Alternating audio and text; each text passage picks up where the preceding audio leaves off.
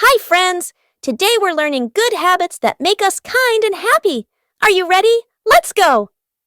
This boy has 2 toys. His friend has none. What should he do? Yes, share! Sharing makes everyone smile. Uh-oh, toys on the floor.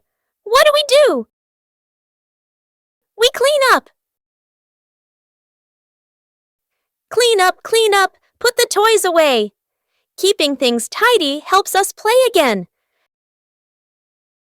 When we want something, we don't grab. We say, please. That's a magic word. When someone gives us something, we say, thank you. That makes hearts happy. Great job, friends! Today we learned share, clean, say please, and say thank you.